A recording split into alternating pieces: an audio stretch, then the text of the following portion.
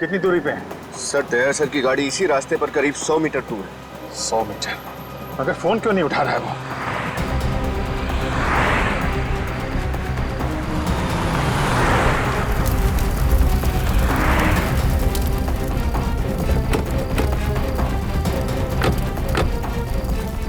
क्या? क्या? क्या? Oh my God! Nikhil! Nikhil! क्या? क्या? क्या हुआ? क्या हुआ? हाँ? जी, हाँ। देखो वो वायरस आई है ना? वायरस? हाँ।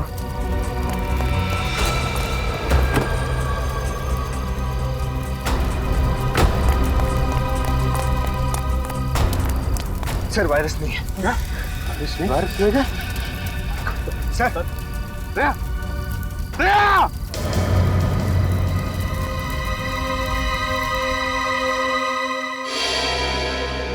मुझे पूरी उम्मीद थी आप और आपकी सीआईडी टीम उस वायरस को सही सलामत अपनी मंजिल तक पहुंचाएगी। मगर क्या? रामंजन जी, उस वायरस के बारे में हमारी टीम के अलावा आपको और आपकी टीम को भी मालूम था। क्या मतलब? मतलब यह कि आपकी टीम में से कोई गद्दार है जिसने उन लोगों को खबर कर दी हमारे खुफिया प्लान के बारे में। आप लोगों ने लास्ट मिनट में अपना प्लान बदल लिया था। आप लोग किस रास्ते से जाने वाले हो, किस मोटल में रुकने वाले हो, इसकी खबर नहीं थी मुझे। लेकिन आपको यह तो पता था कि वो वायरस लेके हम लोग अशोकनगर की लैब में जा रहे हैं। सर, इस रघु से बहुत पूछा, लेकिन इसकी सुई एक ही जगह पर आकर अटक गई। इसने ये सारा काम सिर्फ पैसों के लिए किया, लेकिन वो पैसे दिए किसने ये इसे नहीं पता। देख रघु, अभी तो तू चल के आया है, अगर सच सच नहीं बताया ना तो पैरों पे खड़ा भी नहीं हो पाएगा, समझा? साहब मैं सच बोल रहा हूँ साहब, मुझे इस काम के लिए 1 करोड़ रुपए मिलने वाले थे साहब, बस और कुछ नहीं मालूम साहब, सच्ची है। 1 करोड़? कौन है ये जो तुम्हें 1 करोड़ देने वाला था? साहब मैंने बस आवाज सुनी थी साहब, मुझे कॉल आया था साहब प्राइवेट नंबर से। उन्होंने मेरे घर के पीछे गोदाउन पे 5 लाख रुपए एडवांस भी डाले थे साहब। अब और कुछ नहीं मालूम साहब, सच बोल रहा हूँ साहब। ये जो भी कोई है ना जो तुम्हें 1 करोड़ रुपए देने वाला है, वो हमारे हाथों नहीं बचेगा, नहीं बचेगा वो हमारे हाथों।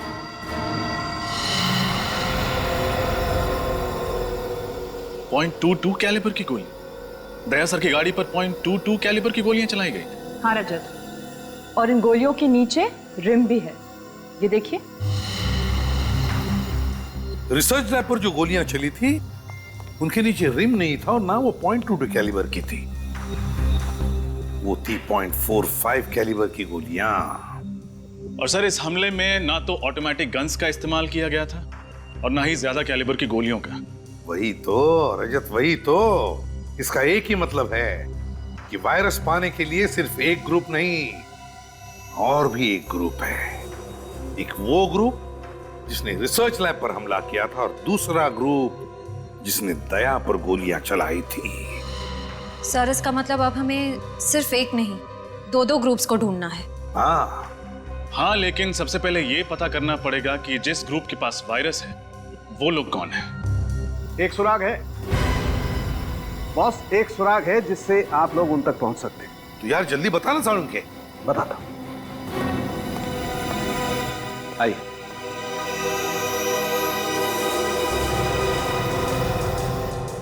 बॉस, ये उस बॉम्ब के टुकड़े हैं जिसका इस्तेमाल करके मुजरिमों ने उस वैन की धज्जियां उड़ाई थी। इस बॉम्ब में टाइमर के साथ साथ फर्टिलाइजर भी मिला है। लेकिन इसमें अनोखा क्या है सर? क्या अनोखा क्या है वो बता। अनोखा ये है बॉस कि बॉम्ब दिखने में तो बहुत छोटा सा टिफिन बॉक्स जैसा है, लेकिन है बहुत खतरनाक। इस बॉम्ब का इस्तेमाल बड़ी बड़ी फैक्ट्रीज में एक्सप्लोजर के लिए किया जाता है। और एक बात, इस बॉम्ब के कंपोनेंट बाजार में आसानी से नहीं मिलते हैं। बड़ी बड़ी फैक्ट्रीज को भी खास परमिशन लेकर के स्पेशल ऑर्डर देकर के मंगवाना पड़ता है। तो फिर जरूर ये सारा सामान किसी फैक्ट्री से चुराया गया है। पता लगाना पड़ेगा ऐसी कितनी फैक्ट्रीज और इंडस्ट्रीज हैं जहां पर ऐसा सामान इस्तेमाल होता है। सर, क्या पता चला बॉम्ब के बारे में रजत? सर ये बॉम्ब पाइपलाइन कंपनीज में इस्तेमाल किया जाता है। मैंने शहर की हर ऐसी कंपनी को इन्फॉर्म कर दिया है जैसे ही पता चलेगा कि ये बॉम्ब कहां से गायब हुआ था, हमें खबर मिल जाएगी। सर, उस नकली नंबर प्लेट वाली गाड़ी का पता चल गया। चेसी नंबर से ढूंढ लिया कि वो गाड़ी किसकी है। किसकी है गाड़ी? सर, यूनिक टैक्सी कंपनी की है। अच्छा, यूनिक टैक्सी कंपनी। सर, वो वैन किसी ने बुक नहीं की, वो तो चोरी हो गई थी। क्या वैन चोरी हुई थी? हाँ सर, कल ही वैन चोरी हुई और कल ही मैंने पुलिस में रिपोर्ट भी लिखवा दी थी। झूठ तो नहीं बोल रहे हो? क्या सर, मैं झूठ क्यों बोलूंगा? एक तो मेरा इतना बड़ा नुकसान हो गया, ऊपर से आप मुझ पे ही शक कर रहे हैं। अच्छा, ये तुम्हारी वैन यहाँ से चोरी हुई थी? हाँ सर, यही वो जगह है जहाँ मेरी वैन खड़ी थी। यहाँ पे खड़ी थी?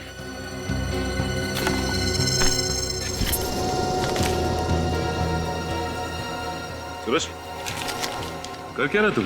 वो कुछ नहीं, वो कचरा गिरा पड़ा था, मैंने सोचा उठा के बाहर फेंक दूंगा। इधर देखो, ये तो रेस्टोरेंट का बिल है। 5 बजे यहाँ से सैंडविच खरीदा गया, पनीर सैंडविच। ये कितने बजे चोरी हुई थी वैन यहाँ से? सर, ये कोई शाम 8 बजे।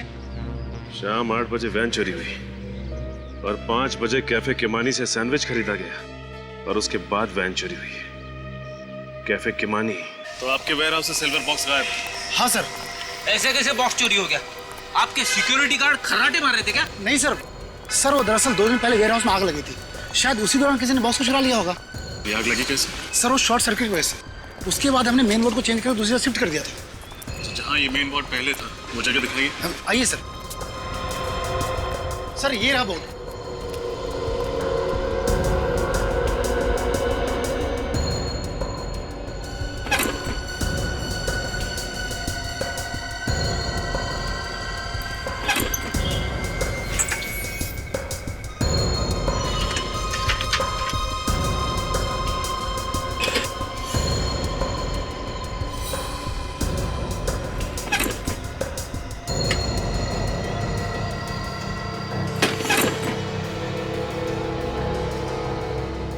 आग लगी नहीं, लगवाई गई है ताकि आग के बहाने सिल्वर बॉक्स चुराया जा सके।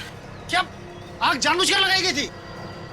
जी हाँ, किसी ने जानबूझकर इस फ्यूज में ये मोटी तार लगाई है ताकि जब शॉर्ट सर्किट हो तो ये फ्यूज न उड़े और आग लगती रहे। मतलब जिसने भी ये किया है वो आतंकवादियों से मिला हुआ है। इस पावर बोर्ड पे जितने भी उंगलियों के निशान हैं, उठा लो।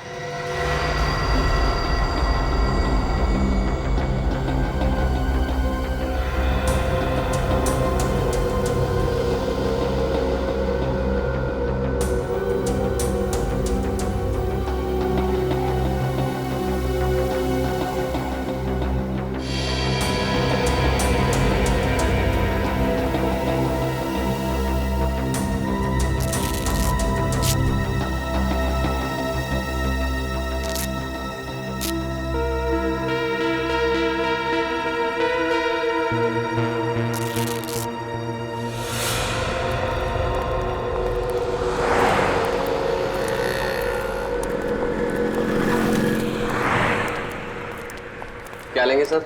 Ice cream, French fries, burger, sandwich? हम CID से। CID? क्या बात है सर? कल शाम को 5 बजे आपके यहाँ से किसी ने पनीर सैंडविच खरीदा था। ये रहा उसका बिल।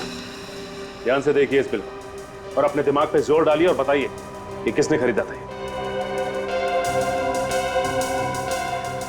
सर, ऐसे तो रोज 50 लोग पनीर सैंडविच के लिए आते हैं, ऐसे कैसे याद रख सकता हूँ? तुम नहीं बता सकते, लेकिन ये CCTV फुटेज ये तो बता सकती है ना कि कौन और कब आया था। फुटेज दिखाओ जरा। जी सर।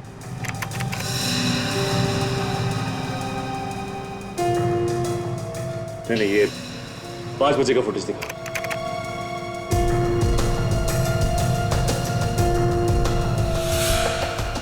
सर, यही दोनों बंदे आए थे 5 बजे पनीर सैंडविच लेने।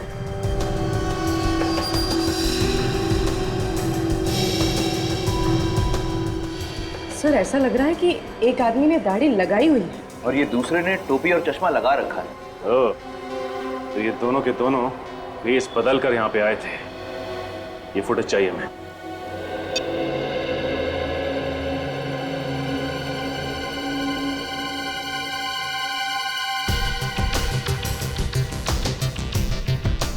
पूरी पॉज करो। अभी रिवाइंड करके उसके हाथ पर जूम करो। देखना जरा दया, उसके हाथ पे कुछ है। हाथ पे टैटू बना है सर। हाँ, TS। सर ये TS क्या हो सकता है? सर हो सकता है ये इस मुजरिम के नाम के इनिशियल्स हो। हाँ हो सकता है। पूर्व एक काम करो, हमारे क्रिमिनल रिकॉर्ड चेक करो, देखो किन किन मुजरिमों के नाम TS से शुरू होते हैं। सर एक मिनट सर, तो मुझे ऐसा लगता है कि ये टैटू मैंने पहले भी कहीं देखा है। सर आप इस मुजरिम को पहचानते हैं? टैटू को देखकर लगता है कि इस आदमी के साथ कहीं ना तो कहीं मुठभेड़ हुई है। TS तो शाह नहीं, तरुण,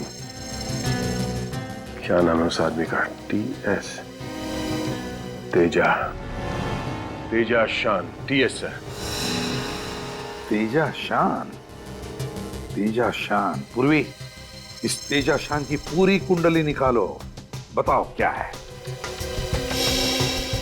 हाँ सर, सर ये रहा। सर ये तेजा तो गाड़ियां चुराता है। अच्छा, अब याद आया। मार्च में जब मैं नासिक जा रहा था तब रास्ते में मैंने इसे कार चोरी करते हुए पकड़ा था सर। सर ये छोटा मोटा चोर है, इतने बड़े षड्यंत्र में इसका हाथ कैसे हो सकता है? विनीत है, जिस तरह से इस खेल में रघु का इस्तेमाल किया गया उसी तरह अब तेजा का भी इस्तेमाल हो रहा है। इस खेल में बहुत से छोटे मोटे प्यादे हैं और हमें चाहिए वो जो इन प्यादों को घुमा रहा है। सर, हाँ सर, उस पाइपलाइन कंपनी के इलेक्ट्रिसिटी बोर्ड में जो उंगलियों के निशान मिले थे उसकी रिपोर्ट आ गई है। किसके उंगलियों के निशान है? सर वो किसी निमांशु नाम के आदमी की है। निमांशु? सर कहीं ये वही निमांशु तो नहीं जो किडनैपिंग, ड्रग्स और स्मगलिंग करता है? हाँ, और आतंकवादियों को एंथ्रैक्स और हथियार भी बेचता है।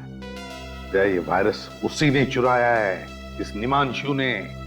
और अब जाकर के वो वायरस उन लोगों को बेचेगा जो लोग हमारे देश के खिलाफ साजिश रच रहे हैं। इससे पहले कि वो कुछ करे, पता लगाओ ये चूहा किस बिल में जाकर छुपा है।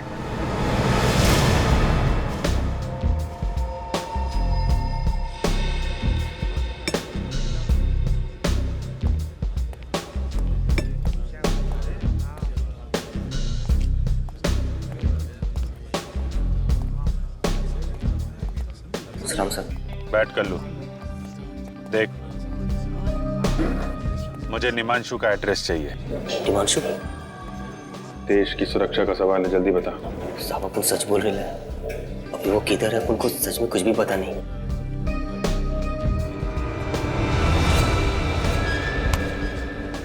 देख, हमें अच्छी तरह से मालूम है तू निमांशु के लिए काम करता था, इसलिए सब कुछ सच सच बता दे, वरना CID के हाथों एक खून हो जाएगा। कर लो साहब, घोड़ा तो साइड रखो साहब। चल बता।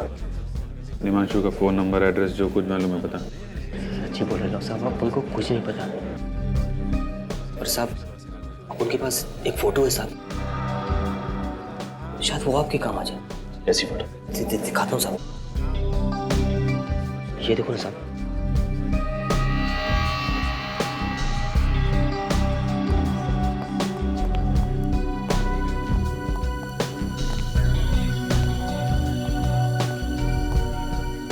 कहाँ की फोटो है ये? साहब को तो लगता है ना शायद ये निमांशु भाई के नए अड्डे का है। वो अपना एक दोस्त है मुन्ना, उसी ने भेजेला था। साहब बोल रहा था ना कि अभी इधर करोड़ों का डीलिंग होने वाला है। अभी निमांशु भाई बहुत बड़ा हाथ मारने वाला है। सर इसका मतलब उस वायरस की बिक्री इसी जगह पे होने वाली है। अरे तो अपने उस मुन्ना से पूछना कहाँ का एड्रेस है ये। साहब वो तो बाहर गाँव गया है, ना तो उसका कोई फोन नंबर है ना कोई एड्रेस। सच्ची बोल रहे हो साहब। ये बंगलो जो है समंदर के आसपास का ही लगता है। यहाँ भी एक कार भी खड़ी है। XYP 5051। पता लगाओ ये कार किसके नाम पे रजिस्टर्ड है। इस कार से ही पता चलेगा इस बंगलों के बारे में।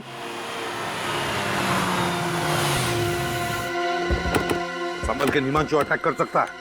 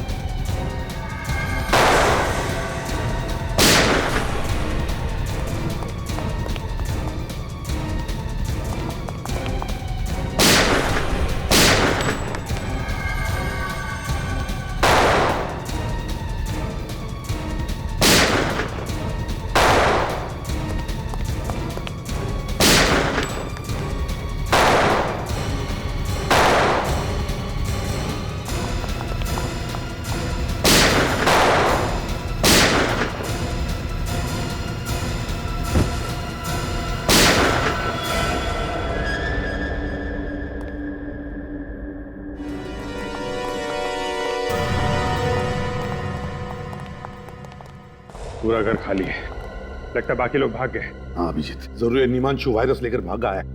काम करो तुम दोनों, चेक करो इनकी जेबें, देखो कोई फोन नंबर या एड्रेस वगैरह मिलता है क्या।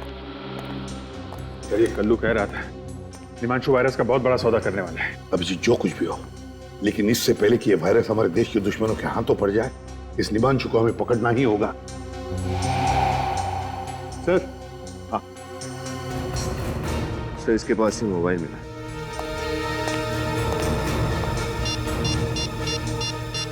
माय गॉड अभिजीत, ये देखो, इसने निमांशु को मैसेज भेजा है कि वायरस के लिए एक और खरीदार मिला है, उसे मैं खतरपुर फैक्ट्री भेज रहा हूं। एक और खरीदार?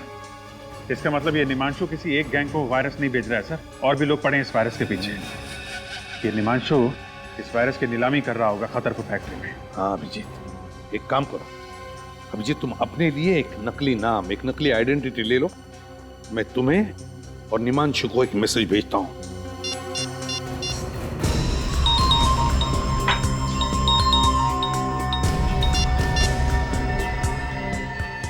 तो और बंदों को खतरपुर फैक्ट्री भेज रहा हूं।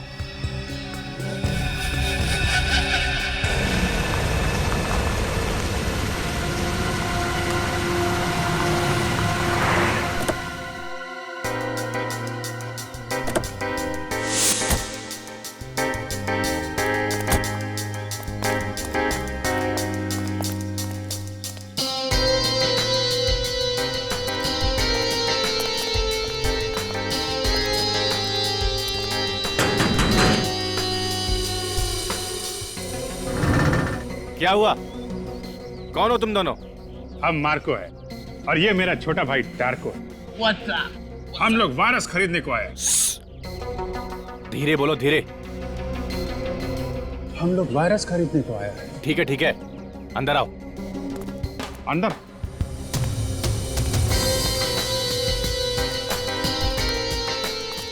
रुको, अब उनके आदमी का मैसेज दिखाओ।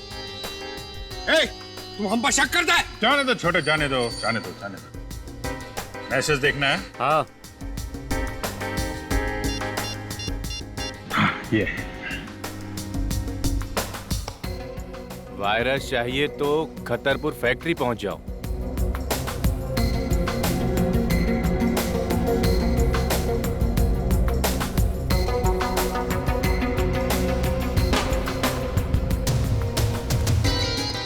एक मिनट।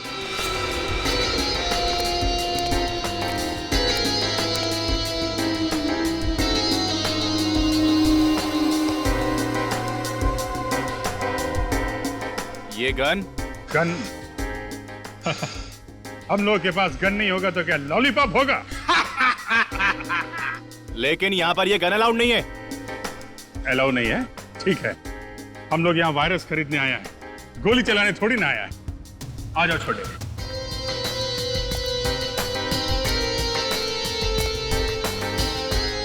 बॉस, ये मार्को और ये इनका छोटा भाई टार्को। हेलो निमांशु।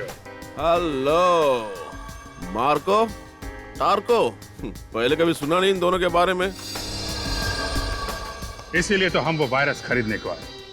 उस वायरस से हम वो धूम मचाएगा कि इंटरपोल का पुलिस भी हमारे नाम से थर थर कांपेगा। कहां से पकड़ के लेके आए इन दो नमूनों को? कितना कीमत है तुम्हारा वायरस का? सबसे ज्यादा कीमत हम देगा।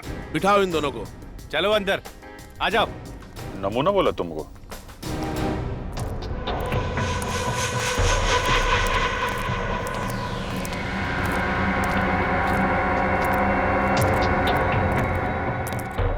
हाँ, तो अब वक्त आया है नीलामी शुरू करने का। हमारे पास यहाँ 3 खरीदार मौजूद है इस वायरस के लिए। देखते हैं ये अनमोल वायरस किसके नसीब में है। 1 मिनट, नीलामी से पहले हम वायरस देखना चाहते हैं। ए चुप, जो वायरस खरीदेगा वही उसे देखेगा। कोई बात नहीं है, खरीदार है, उन्हें देखने का पूरा हक है। पप्पू, इन सबको माल दिखा दो।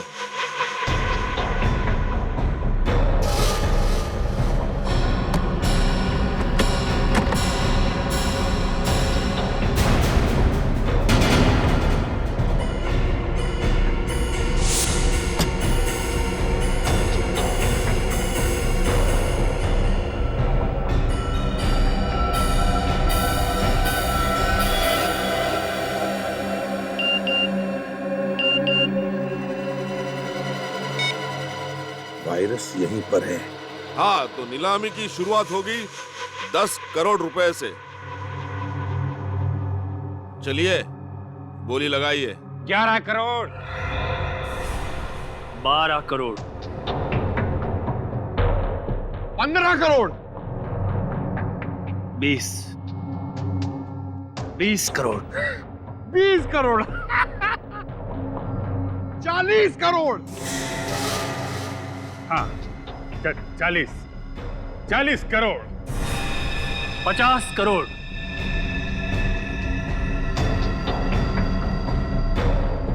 60 करोड़,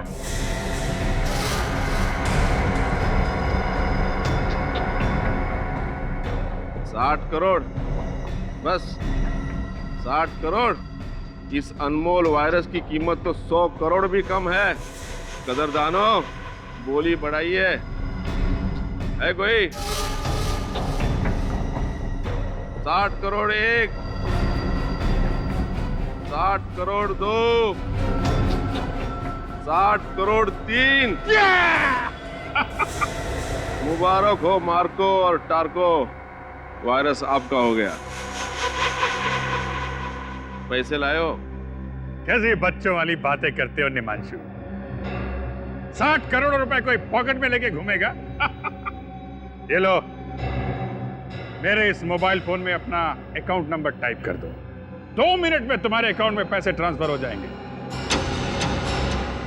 लाइए।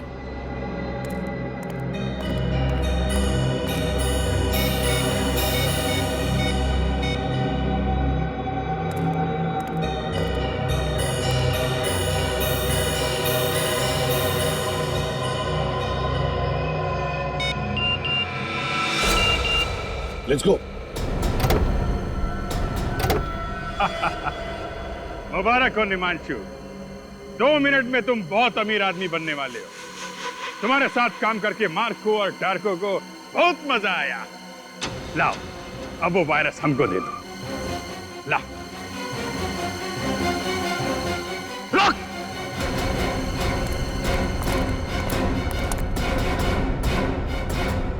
वायरस ये लोग नहीं, हम लेकर जाएंगे। गन नीचे कर। ये ठीक नहीं है, गन नीचे करो। ये चीटिंग है। नीलामी हम जीता है। 2 मिनट के अंदर निमांशु के अकाउंट में 60 करोड़ रुपए पहुंचने वाले हैं। अपने आदमी को बोल गन नीचे करे, वरना सारी गोलियां तेरी खोपड़ी में डाल दूंगा। वेरी गुड, वायरस मुझे दो। पप्पू, वायरस दे दे।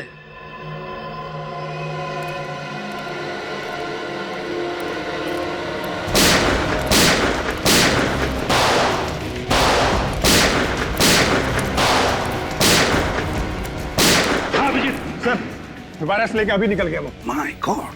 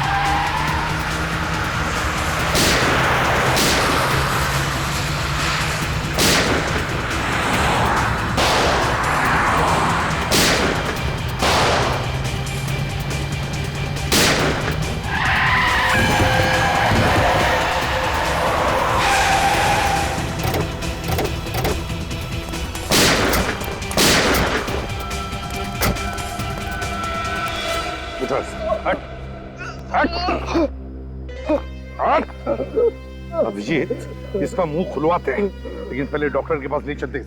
चल चल चल। मुझे सच में नहीं पता था, आप वो लोग वायरस चुरा के खा लेके गए। ऐसे नहीं मानेगा सर, लातों के भूत बातों से नहीं मानते। अब आप लोग मेरा यकीन क्यों नहीं करते साहब कि झूठ बोल के क्या मिलेगा साहब? एक आतंकवादी पर यकीन करें, एक देशद्रोही पर यकीन करें। साहब मैं देशद्रोही नहीं हूँ साहब, मैं तो पिछले ही हफ्ते इस गिरोह से जुड़ा हूँ साहब। अगर मुझे पहले पता होता साहब ये लोग देश को इतना बड़ा नुकसान पहुंचाने वाले हैं तो मैं कभी इन लोगों का साथ नहीं देता साहब, कभी नहीं। फिर किसने कहा तुम्हें इस गैंग में शामिल होने के लिए? साहब पैसों के खातिर मैं इन लोगों के साथ जुड़ गया था साहब। अच्छा, तो पहले मालूम नहीं था कि ये लोग वायरस चुराने वाले? हाँ? नहीं साहब, ये लोग मुझे कुछ बताते नहीं थे साहब। मुझे तो आज सुबह तक ये भी नहीं पता था कि हम लोग वायरस चुराने के लिए एक बार फिर से हमला करने वाले साहब। फिर से? हाँ साहब। पहले कब किया था हमला? कौन? साहब इससे पहले जो सरकारी बिल्डिंग पे हमला हुआ था वो हमला भी हम ही लोगों ने किया था साहब। सरकारी बिल्डिंग पर हमला किया था? हाँ? और कहते हो कि तुम देशद्रोही नहीं हो? नाम क्या है तुम्हारे बॉस का? है कौन वो? सब दामोदर नाम है उसका साहब। दामोदर? पूर्वी, हमारे क्रिमिनल रिकॉर्ड चेक करो, देखो क्या पता चलता है इस दामोदर के बारे में। सर, कब से प्लानिंग चल रही थी तुम्हारी इस हमले की? प्लानिंग तो तभी से चालू थी सर, जब से निमांशु के गिरोह वाले वायरस हमारी नाक के नीचे से निकाल के ले गए थे साहब। इस बात की जानकारी दामोदर उसके कुछ खास आदमियों को ही होती थी साहब, इसके अलावा मुझे कुछ नहीं पता था। कुछ नहीं पता सुन के हमारे कान सड़ गए। हाँ? ये वायरस कहाँ है बता दे, वरना तेरा क्या हशर करेगा कानून ये हम भी नहीं जानते, समझा? सर, दामोदर नाम का कोई भी मुजरिम हमारे क्रिमिनल रिकॉर्ड्स में नहीं है। सर, ये आदमी हमसे अभी भी झूठ बोल रहा है। इसने अपने बॉस का असली नाम अब तक नहीं बताया। मुझे तो उसका नाम दामोदर ही बताया गया था साहब। हो सकता है उसका नाम कुछ और हो साहब। उसकी शक्ल तो देखी होगी तुमने? हाँ साहब, देखिए साहब। तो फिर उसका स्केच बनवाओ, समझे? और अड्डा बताओ।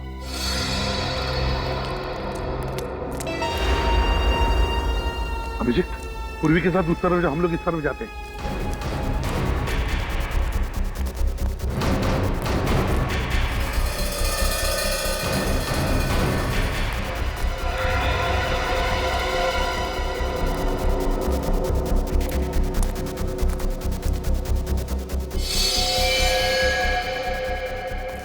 सर हाँ सर कुछ भी नहीं मिला, खाली पड़ा हूं।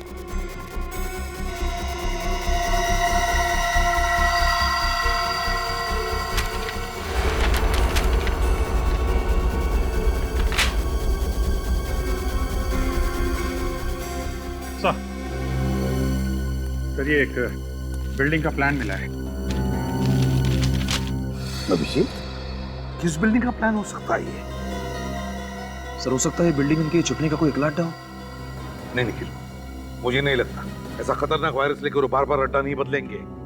मुझे तो लगता है ये लोग इसी बिल्डिंग में वायरस फैलाने वाले हैं।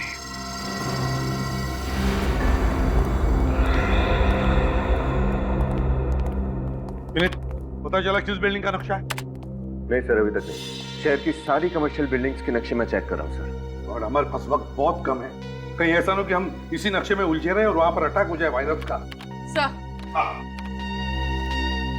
सर उस सत्या ने जिस दामोदर का स्केच बनवाया था वो दामोदर नहीं, उसका नाम अंशुमन है। अंशुमन कोई पुराना पापी है क्या? नहीं सर, अंशुमन कोई मुजरिम नहीं है, बल्कि एक आर्मी ऑफिसर था। What? Army officer? Army officer? क्या याद आया, 2008 में अंशुमन नाम के एक ऑफिसर को दुश्मन देश ने पकड़ा था और उसे मार भी डाला था। तो जरूर ये वही अंशुमन है, वही अंशुमन है ये। सर मगर ये कैसे हो सकता है? एक मरा हुआ आर्मी ऑफिसर ये काम कैसे कर सकता है सर? सर शायद ये दामोदर अंशुमन के भेष में ये सब कर रहा है, अंशुमन का चेहरा लगाकर। नहीं निखिल, ये दामोदर तो लोगों के सामने आने के लिए तैयार ही नहीं, किसी ने भी उसे देखा नहीं, तो फिर वो अंशुमन के भेष में क्यों आएगा? नहीं, ये अंशुमन मरा नहीं, अंशुमन जिंदा है, अभी भी अंशुमन जिंदा है। सर अगर ये अंशुमन जिंदा है तो अपने परिवार वालों से जरूर मिलता होगा। पूर्वी, इसकी फैमिली का रिकॉर्ड चेक करो। सर एक आर्मी ऑफिसर क्यों अपने देश के साथ गद्दारी करेगा? क्योंकि शायद उसके दिल में आज भी इस बात का गुस्सा है कि जब दुश्मन देश ने उसे पकड़ा तो हमारा देश और देशवासियों ने उसे बचाने के लिए कुछ नहीं किया। पर सर ये बात तो सच नहीं है, सरकार तो पूरी कोशिश करती है उन्हें बचाने के लिए। हाँ पूर्वी, ये बात तो हमें भी पता है, लेकिन शायद उसे लगा होगा कि हमारे देश ने उसे बचाने की पूरी कोशिश नहीं की और इसलिए वो बागी बन गया। सर ये नक्शा होटल फ्री एशिया के नक्शे से मैच हो गया sir.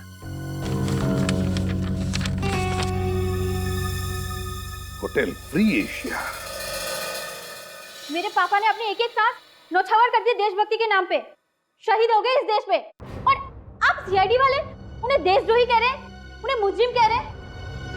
I am sorry miss रिया, मगर सच्चाई तो यही है कि आपके पिताजी मिस्टर अंशुमान ने देश को धोखा दिया है और वो मरे नहीं, अभी भी जिंदा हैं और अपने ही देश के खिलाफ एक ऐसा षड्यंत्र रच रहे हैं, न जाने उसकी कीमत आने वाली कितनी पुश्तें चुकाएंगी। ये नहीं हो सकता, पापा अगर जिंदा होते तो मुझसे मिलने क्यों नहीं आए? हो सकता है वो आए हो और आप हमसे बात छुपा रही हो। व्हाट? मैं आप लोगों से झूठ क्यों बोलूंगी?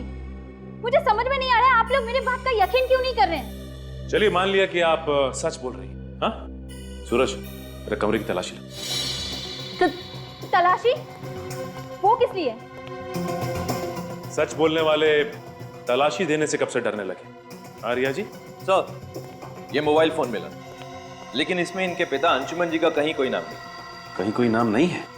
एक काम करो सूरज, इस मोबाइल को अच्छी तरह से चेक करो और देखो कि रिया जी ने सबसे ज्यादा फोन किन नंबर्स पे किए हैं। सर ये 5 नंबर्स पे। 5 नंबर्स? पता करते हैं कि इनमें से कौन सा नंबर वायरस की नीलामी वाली जगह पर था।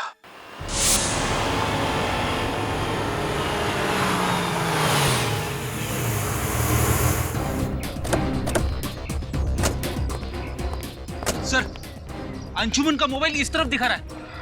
चलो चलिए चलो। अरे सर आप लोग अंदर नहीं जा सकते सर। हेलो सर, कहिए मैं आपकी क्या सहायता कर सकता हूँ? यार सहायता तब करोगे जब फोन उठाओगे। कब से फोन कर रहे हैं, उठा क्यों नहीं रहे आप लोग? सॉरी सर, वो क्या आज आर्मी वालों की कॉन्फ्रेंस है, सभी लोग उसी की भागदौड़ में लगे हुए, शायद इसीलिए किसी का फोन की घंटी पर ध्यान नहीं गया। ये कॉन्फ्रेंस होनी नहीं चाहिए सर। बस क्यों? हम लोग सीआईडी से कॉन्फ्रेंस रोको जल्दी। सर सॉरी सर, लेकिन कॉन्फ्रेंस तो शुरू हो चुकी है, 11 बजे का वक्त था सर। माय गॉड, ये आदमी आया कॉन्फ्रेंस के लिए? पता नहीं सर, इतने सारे लोग किसका चेहरा याद रखूं, पर बात क्या है सर? बात बहुत सीरियस है। एक काम करो, तुम्हारा होटल अच्छी तरह से सील करो, कोई अंदर बाहर नहीं आना चाहिए। सीसीटीवी का लाइव कवरेज हमें देखना है अभी। सर इस तरह अभिजीत, यहाँ एक्सक्यूज मी, श्रेया नजर आओ, जाइए प्लीज जल्दी।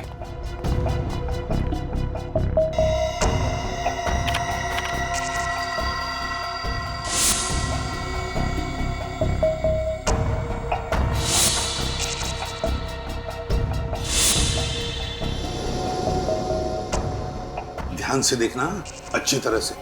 श्रेया, कोई दिखा तुम्हें? नहीं सर, ना ही अंशुमन दिखा और ना ही उसके गैंग का कोई आदमी। यहाँ पे तो मॉनिटर्स लगे हुए हैं, इसका मतलब होटल में जो कुछ भी हो रहा है अंशुमान को सब कुछ पता है। सर हो सकता है वो लोग कॉन्फ्रेंस हॉल के अंदर ही हो जहाँ वो फंक्शन चल रहा है। नहीं, कॉन्फ्रेंस हॉल के बाहर मिलिट्री वालों की बहुत टाइट सिक्योरिटी है, वहां से अंदर घुसने की गलती नहीं करेंगे ये लोग। सर इसका मतलब वो लोग वायरस कहीं और से भी छोड़ सकते हैं। बिल्कुल श्रेया, बिल्कुल। वायरस है, वायरस कोई बॉम्ब या गोली नहीं।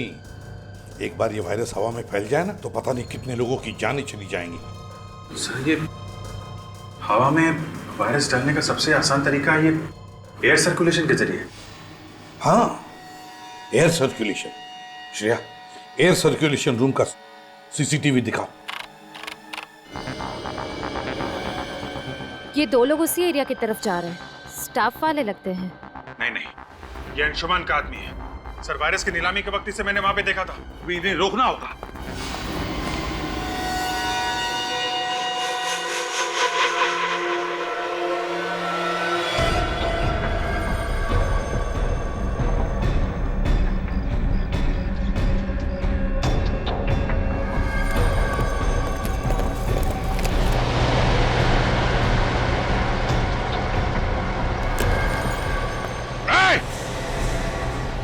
रुक जाओ वरना गोली मार दूंगा।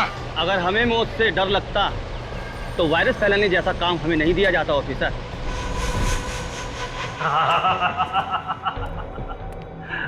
वाकई अंशुमन को सब खबर है, कहाँ क्या हो रहा है लल्लू राम, बड़ी देर से समझ में आया। शायद तुम्हें इस बात की खबर नहीं है कि सीआईडी तुम्हारे ड्रामे पर पर्दा डाल चुकी है। मासूम लोगों की जानें लेना बहादुरी नहीं, कायरता है। इस देश और देशवासियों को तबाह करना, बस यही हमारा मकसद है। जब तक सीआईडी है तब तक तुम जैसे लोग हमारे देश और देशवासियों का कुछ नहीं कर सकते।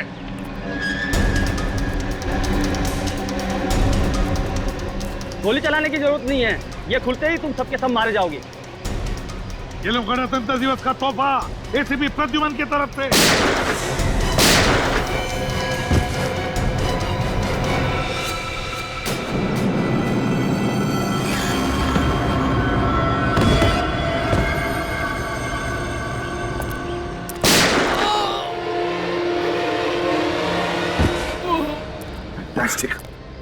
Great work Abhijit.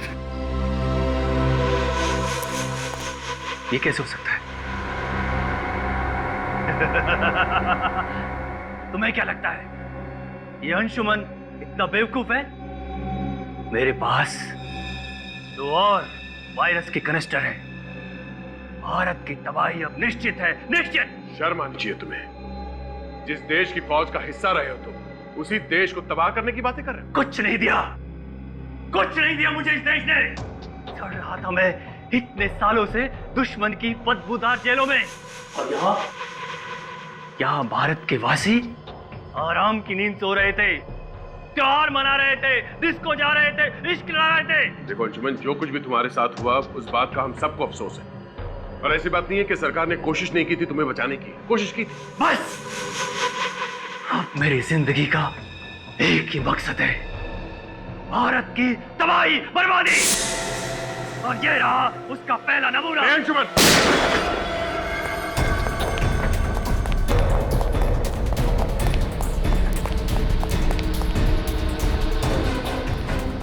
इसे देखो अभिजीत, यह अंशुमन बहादुर सिपाही आज पीठ दिखाकर भाग रहा है।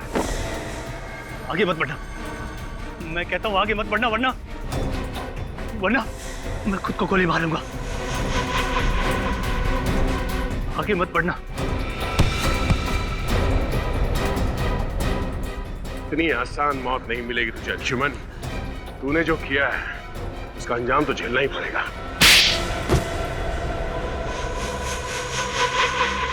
मुझे दुख तो इस बात का था कि जिस देश के लिए मैं 8 साल तक लड़ता रहा, उस देश ने मुझे वापस लाने की कोई कोशिश नहीं की। कोशिश की थी, मगर दुश्मन देश के हिसाब से तुम मर चुके थे।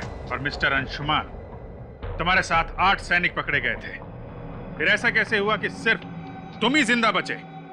क्योंकि आतंकवादियों से मिल गया था। ये आतंकवादियों से देश को बेचने निकला था। अगर देश का रक्षक ही भक्षक बनेगा तो दुश्मनों की क्या जरूरत है। लेकिन जब तक हम हैं, जब तक ये सीआईडी है, ऐसा नहीं होगा, कभी नहीं होगा। जय हिंद। जय हिंद।